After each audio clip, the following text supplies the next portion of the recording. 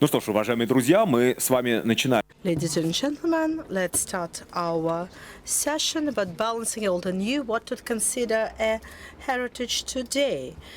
In previous dozens of years, the Soviet legacy, that of the 20th century, was not always attached enough importance but for the period of avant-garde, the facilities of the Stalin or modernistic style, many of them were destructed or innovated also in 1990s. Also, we lost a lot of facilities of that period, but quite recently, these facilities become listed buildings and we're trying to preserve them. So we have plans to renovate the heritage of the 20th century, not belonging to the classical restoration school. So how can and should the city work with the restoration? How to find out and distinguish the really significant facilities, how to preserve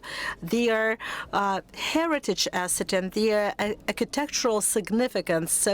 But on the other hand, how reconstruction can improve these buildings, having the new, adding some new feature for them. We can see a lot of examples like this. For instance, in Nizhny Novgorod, there was a concert hall, Jupiter, which is a new one, and it still has the spirit of modernism. So this is what we're going to discuss today. Let me introduce the speakers to you. Sergei Mirzayan, First Deputy Head of the Department of Cultural Heritage of Moscow. Anna Branovitskaya, Research Director, Institute of Modernism. Alexei Ginsburg, founder of the Ginsburg Architects. Manfred Kühne, Head of the Berlin Senate Urban Development Department, and Asif Khan, founder of the Architectural Bureau Asif Khan Ltd. So my first question is for Sergei. So historic city consists of a lot of architectural monuments, but there are new ones. What are the requirements for the conservation status, and what is the system of criteria for the new facilities? Good afternoon, dear colleagues. Let me start saying as follows. Moscow is a rapidly developing city. Today, during the forum, we're discussing it a lot, namely how to have a new, improved lifestyle so that people prefer to stay there, not living the urban environment. Here, mostly significant is to preserve the historic legacy, authentic, historic view of the city environment. Many of you probably have just been to the plenary where the newly elected mayor of Ankara, who used to be mayor of a small town, shared with all of us how he managed to develop his city, preserving its authentic features and historic features. And that was the driver for the urban and also economic development. And also, there were more tourists thanks to that, and the amount of people of the population there is less than the amount of tourists every day. So this is quite representative, and there are some legal issues who give the conservation status to some facilities or buildings. So for us, decision taking which facilities can have the conservation status is significant. So they should be unique and real. So all the historic buildings, and there are many of them, we have in the center of the city and also on the outskirts, but only some of them get the conservation status. So for them, we have the legal regulatory system of criteria of assessment. Well, there are different points of view. about the opportunity of giving scores to these features to estimate the pressures and significance of some facilities. Still, we've been trying to do it. So we needed some criteria still to take decision. Certainly, representatives of the social media, just other people, can sometimes disagree with these criteria, but that's normal. There are different points of view. This is the world where we live. So assessing the buildings which are going to gain the conservation status, time is significant, clearly. So certainly the facilities constructed before the epoch of Peter the Great are more legacy than the facilities of today. The capital construction facility can get this conservation status, and this is specified in the law. It should be not younger than 40 years old. So time as a criteria is in the law already. The author is also important, so there can be a famous architect or a no-name architect. This is certainly significant. And the ingenuity and the historic view of the facility is of paramount importance. Or if the facility has been changed totally and is no more authentic and cannot gain the conservation status, well, a lot of factors are taken into consideration. Mentioning the facility in a scientific literature or just in pieces of literature of this is considered by experts. Okay. Speaking about the facilities of that before the revolution, the avant-garde is also clear, being a neoclassic legacy. But what about the restoration of the facilities of the modernistic epoch? Well, we don't have so much modernism, true modernism here. Still, constructivism exists. About 190 buildings are there. So we have more than 200 facilities of conservation status. Well, I don't know whether it is a lot or not. St. Peter is number 1 here, Moscow number 2. Totally, it's not really a lot, but clearly it is a very important component of the urban environment.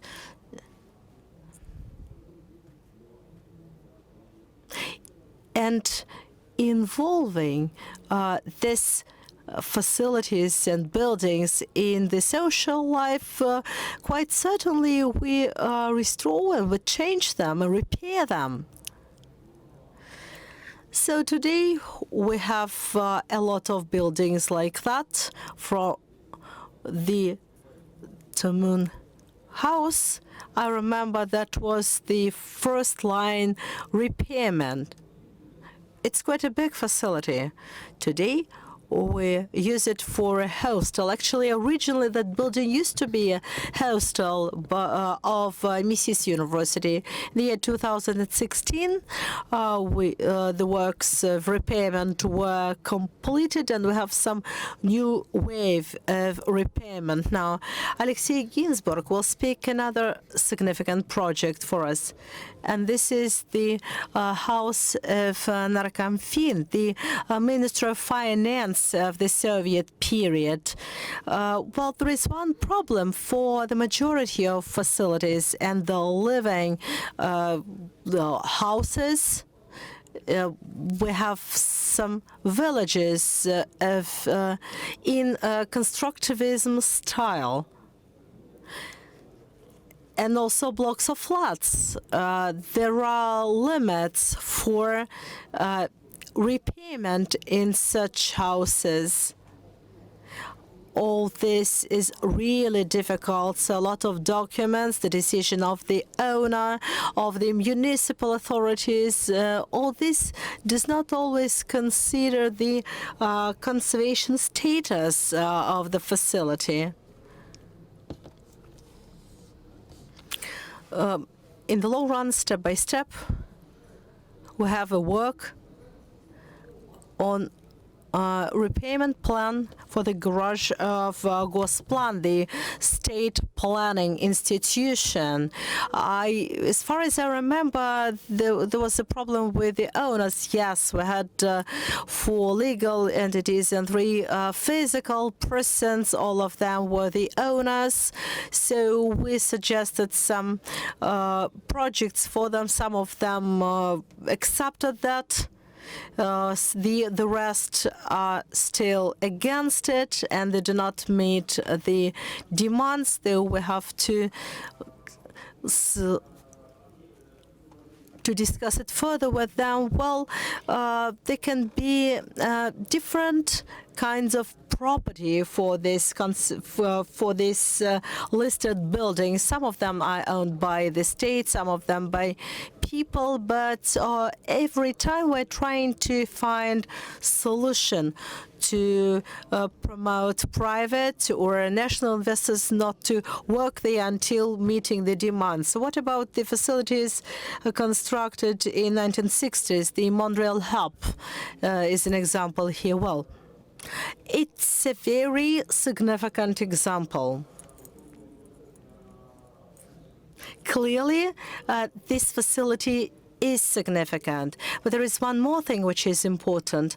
All of them were meant temporarily for some specific purpose, for an exhibition or whatever. The majority of them were meant to house some exhibitions. This has played a role on their construction features. But we are now in for the next stage. You probably remember VDNH. The exhibition center has more than 200 buildings. Each of them is now in the stage of renovation. So we are speaking about preserving and repayment. So there were buildings, for instance, constructed in 1960s and modernized in 1970s. So the approach for repayment was to keep to the initial way how these buildings were constructed. So these are the pavilions number 15 and number 16 of VDNH. This work in VDNH is the driver for repairment of the 20th century buildings. It is a very difficult, complex, you are right, but let's go back to avant-garde. I would like to address Alexei Ginsburg, my next question, who is working on this facility, which is really significant and legendary.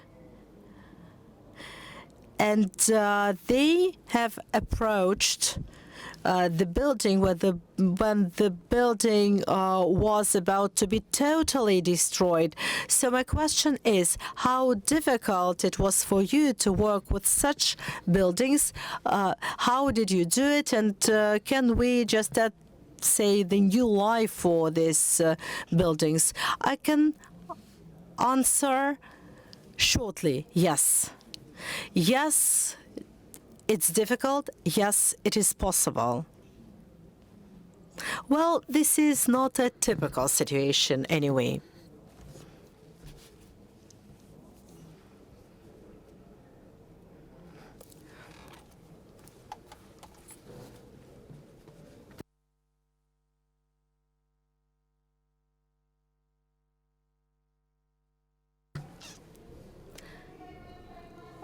Well, the slides I'm sharing with you now, is from my presentation about the Narkomfin house, the house of the Ministry of Finance of the Soviet period. Let me share with you some pictures. There are big problems, and the problems are in people's minds. This house is a significant, legendary one. A lot of importance has been attached to it because it was an unlucky building, and the recent years of its use were not less dramatic than the previous ones. Unfortunately, not so much inguinal really was preserved. So I write it out and listed for myself some issues I just wanted to specify. We're speaking about the balance of the old and the new in the city. I'm a practical architect on the one hand, and I'm doing repairing for some listed buildings. So for me, there are two groups of issues which are especially important. Number one, the all city balance. So what do we mean by monuments? What do we mean by the historic environment around them? So there is understanding that the listed buildings should be protected, and they are well protected. Our regulation on listed buildings is the strictest probably in Europe, and it is met really. But the problem is that it is about some detached buildings, but there is environment actually which unites it, and all the actors of the city construction sometimes do as follows. They say, well, we know this is now a listed building, we'll not do anything with it, but all this around, let's just take it away, let's change it totally. So, as a response to it, we have a new status of the listed urban environmental areas.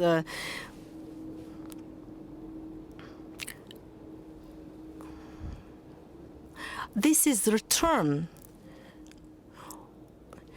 which can really regulate the historic environment, being not so precious as one monument, which is listed already. We cannot require this approach everywhere. We do not require to use as tough regulation as that for the listed building, but still there are some areas which are precious. There are some buildings which were built 60, 40, or maybe another group 100 years ago. There is one kind of balance between the old and the new. The other issue is what is going on about the architectural monument as it is. And again, the problem is in people's minds. So I have to explain all the time there is no word restoration but conservation in the world. And the approach we're trying to promote is to try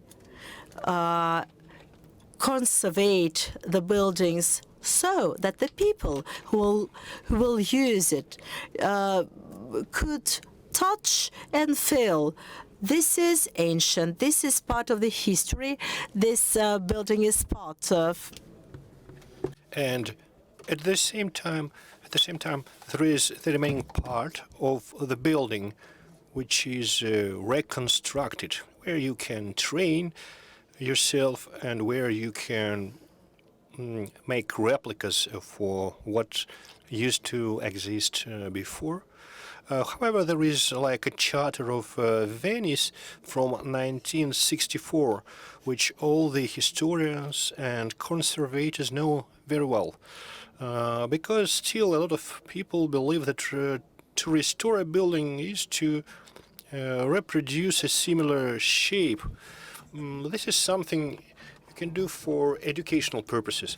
In the case of the Narkomfin building, in recent 3 years, we were struggling fiercely for the conservation because everyone understands that it is a genuine building, that it is a monument of architecture, but we wanted to save the building from adding some new elements.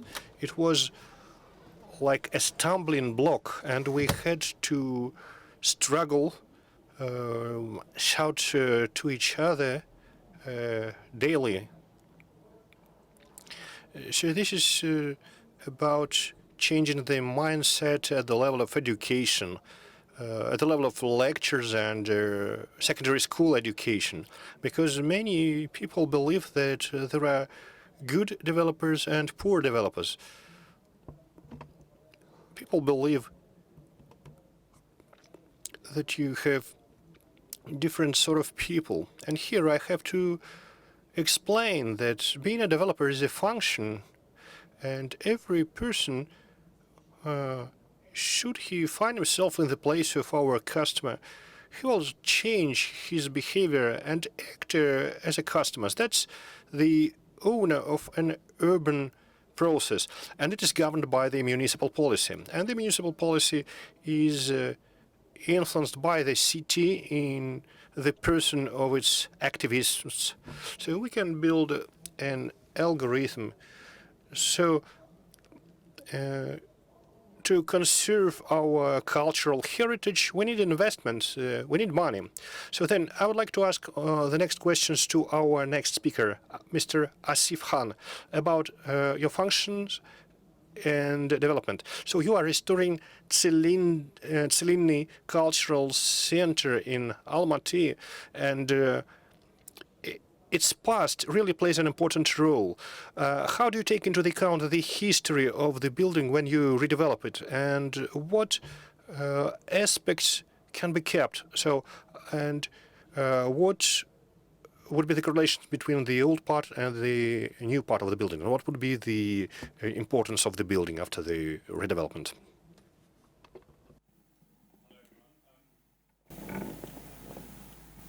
So thank you for the question. It's a I've put some slides together actually which deal with the approach to another project we're working on, which is the Museum of London. It's a if I go through all this, it's around a £300 million building, 25,000 square meters in size, and some of the rules we've learned here in this building have informed our approach to our project in Almaty for Tselinniy. I think it's nice to hear the Venice Charter mentioned there. It's a kind of critical piece of thinking about how we feel about our communal memories of the city, and acknowledging that the city is sort of a cooperative process over many centuries between many builders. It's a joint vision. So assessing the historical significance of different components of that city is a subjective process.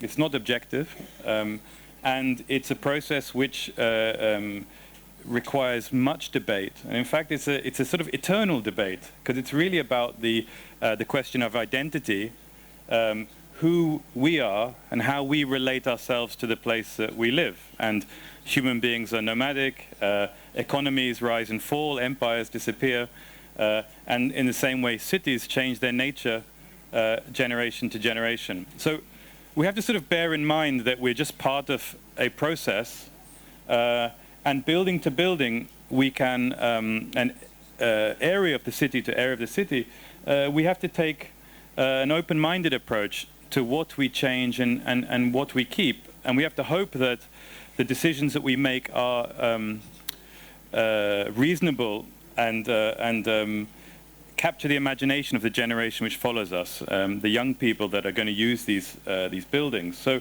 it's a responsibility.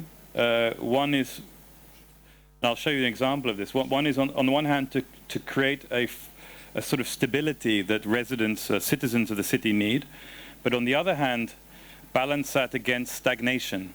Because I think stagnation prevents us from releasing new ideas, it prevents us from prosperity, and it kind of makes it very difficult for new activities to emerge in buildings. So I'm just going to give this example first of all before I come to Tselinniy.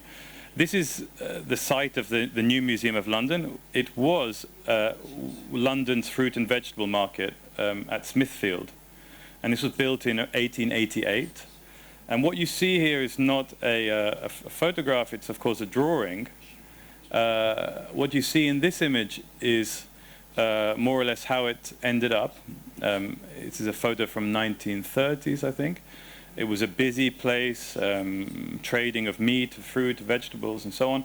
The composition of the building is on the periphery, a series of shops which address the street, and on the interior, a series of market stalls. And the shops form themselves into houses externally, and then there's a courtyard and an amazing rooftop on top of this. This wasn't an example of like the greatest architecture that was ever made in London. It's a sort of practical supermarket of the 19th century. Okay, so there aren't many examples of this building, this type of building left. The architect was the Horace Jones, who was the architect of the Tower of London. He's more of an engineer than a kind of great architect. And he borrowed a lot of traditions from around the world, a lot of inspiration from Venice and so on. The project comprises 3 buildings. It's a kind of campus, let's say, that the new Museum of London will move into.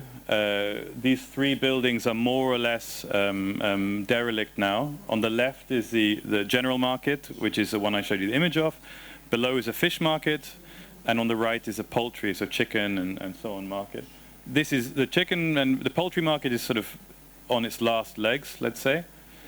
And the other 2 have been non-functional, let's say, for 30 years. They were declining rapidly because of the nature of the city change and the way that people deal with markets. All the markets have moved to the edge of the city.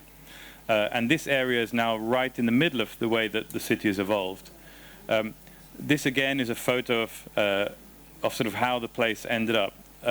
Now, we've been working with the conservation architects because there are a number of players in these projects when you do a renovation conservation project. We've been working with engineers to assess the quality of the buildings and which parts need practical restoration in order to prevent water from coming in and that they don't fall down. We've been working with conservation architects who are there to assess the historical significance. And as architects, we're there to speak with the client and make sure that a market building can be transformed into a future-facing museum. And a market building has no qualities appropriate for a museum, if you think about it, really. So it's a really radical transformation that's needed. And each of these parties, including the city, have very different agendas. The conservation architects want to rebuild not just this building, but they want to rebuild this building, which never existed. The architects, so they have this idea, this kind of perfect version of the building that even didn't get built in reality. The client, who's the Museum of London, they like the atmosphere of this, but actually they want to create a museum that can function practically day to day. And ourselves, the architects, we're sort of trying to balance the perspectives of London as it is now, London as it will be 20, 30 years from now. I mean, the building will be complete in its restoration process in 6 years' time. So London will be different already in 6 years' time as well. So this is a kind of debate that all of these parties have together. And I mean, I'll add another kind of interesting part of the process, that over time, this building not only was built differently to how it was designed, this corner here was also destroyed in I think 1940s and rebuilt in the 1950s. So we also have to debate what is the significance of the 1950s in relation to a building from the 1880s.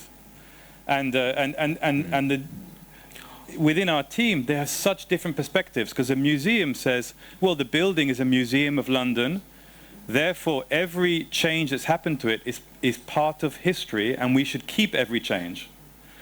The conservation architects say the 1950s project was less significant architecturally to the original one, so we should build the original one again. Я прошу прощения, у нас немножечко регламент времени. I'm sorry.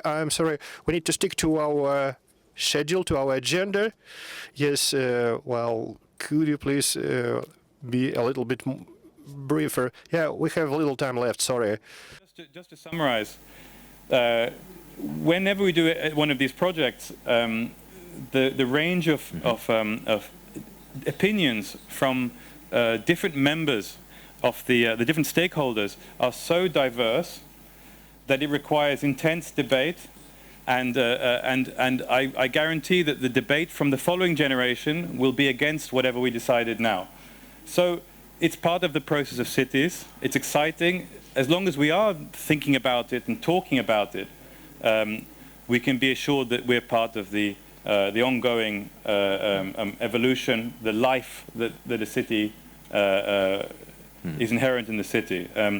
I don't mention cost and time, which are also factors from a developer perspective, which often impact what you want to do in these kind of processes.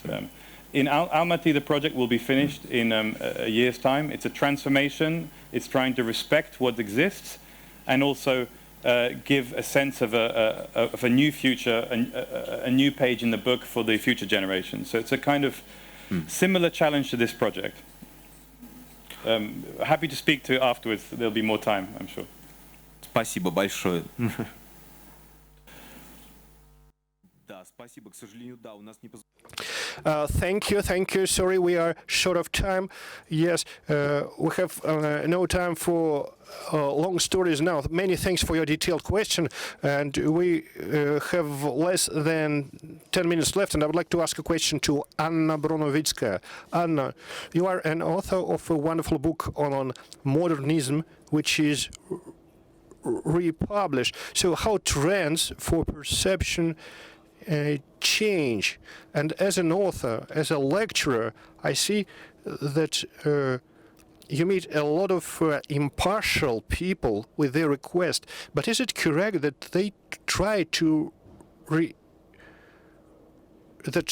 educational process is now impacting and changing their attitude? Yeah, so you are right.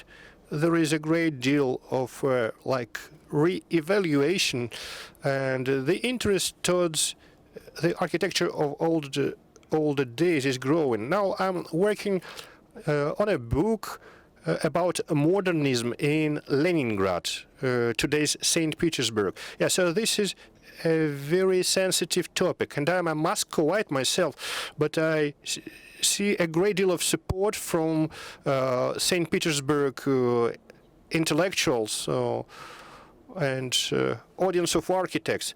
But I would like to change the angle of view. Yes, actually, I left my presentation at home because I was worried and excited. And why it happened?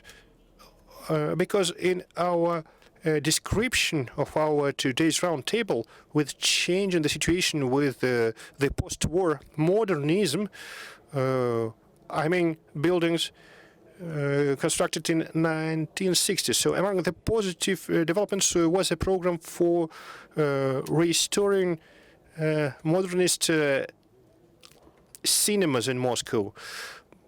This program is called the Program for Reconstruction of Soviet times cinemas and transforming them into community cultural centers. So it's a program for destroying a layer of our cultural level. So the program was based on a concept of how they can be adapted to the new function, preserving their architectural and cultural function. It was developed back in 2014. But as Alexei said, businesses have a different logics, and they found good reasons to replace those historical building by modern places. So, and there is just one listed cinema in the list, Rodina cinema from 1939, and it will be conserved and reconstructed. Yes, the team of developers knew the high cultural value of those cultural sites, but the reason was that they couldn't be, that it is hard to take new houses to be listed as cultural heritage. So 40 years passed for many sites and buildings. We have done a great amount of preparatory work. We know value of those buildings, and we cannot. We have failed to change the situation by now. And you know, there is like the Institute of Modernism and Decanom of Russia and the Union of Architects made attempts to add the 9th experimental district in New Chernomorski, which got the status of a valuable urban site. However, in this territory, we have Ulan-Bator cinema, which used to be called Rocket or Raketa in 1958, and it is part of the 38 cinemas which will be demolished by AGG Group. And the redevelopment project has passed through the expert review, and this is the case where heritage preservation authorities can intervene and stop the demolition.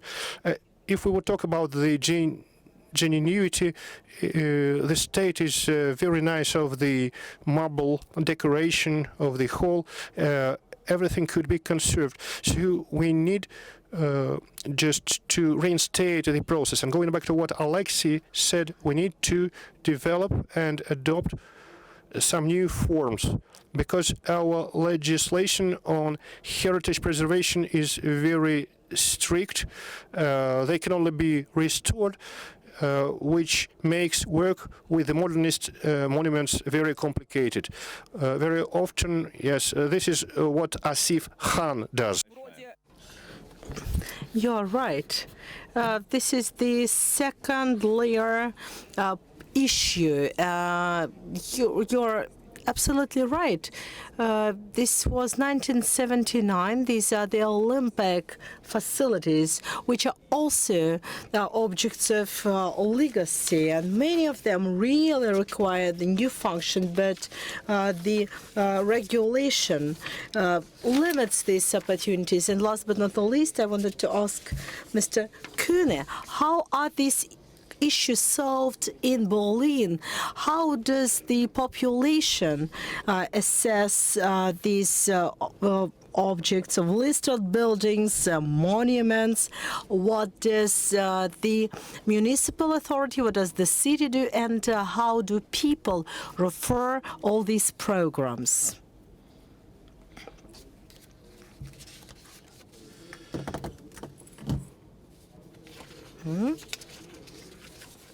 Mr. Kühne, yeah? Can you hear me? Yeah? Okay. Invitation and for the interesting debate. I'm speaking from the point of view of an urban planner. And in Germany and in Berlin as well, we think that conservation strategies always start with urban planning. And may I have at least one slide? And we have an extreme support from the population and from local initiatives to preserve whatever we have as existing buildings in the city, because Berliners are traumatized by not only by the war destructions, but by the post-war demolition phase. In Germany, we had heavy war destructions, but in the 1950s, 60s, 70s, everybody wanted to get rid of the history because our history was poisoned by the fascist period. And so in the late 1970s, there were local initiatives that started to fight for the conservation of every single building. And in the last decades, we had a lot of economical crises, and we learned the only asset that cannot be destroyed by economic crisis is the existing heritage. And not only the precious palaces of kings, but also the heritage of everyday life. One example for this is that Berlin was successful to list the housing estates from the 1920s as World Heritage. For us, social housing is in the 1920s, in the 1940s, in the 1950s, 60s, and even in the 1980s is listed because we consider Berlin as one of the laboratories of the development of affordable housing. And so for us,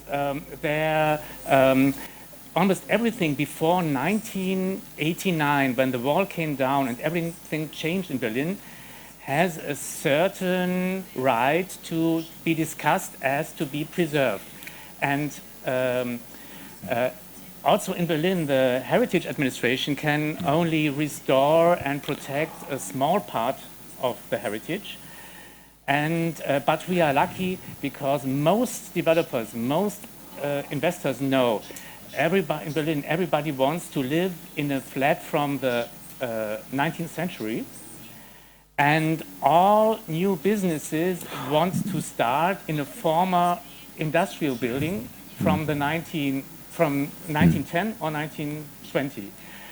So, of course, in the individual building, we have a lot of discussions, but there is a mainstream consideration that the existing city is the asset for contemporary development and for the future. And I want to add only one remark. And we have a special tradition to cope with notion we learned from the English world, dark heritage. We have the heritage of the fascist period, and we have the heritage of a communist dictatorship. And every tourist and every German is coming to Berlin to experience that. The remaining of the bad times, the hard times, and that's also an integral part of our urban development strategies. Maybe that for... Я думаю, что да, I think that we unfortunately have to end, but on this great optimistic note. Unfortunately, we have to finalize our discussion. I would like once again to thank you for your presentation. This understanding is especially important, and I would like especially to thank you, Mr. Kühne, concerning crisis. I think that we came back too, thanks to crisis, and we looked back at our heritage. So sometimes these negative factors become the pushing force to re-estimate a lot of things and to go on. I would like once again to thank all of you, dear speakers and dear guests. Thank all of you to have joined our discussion.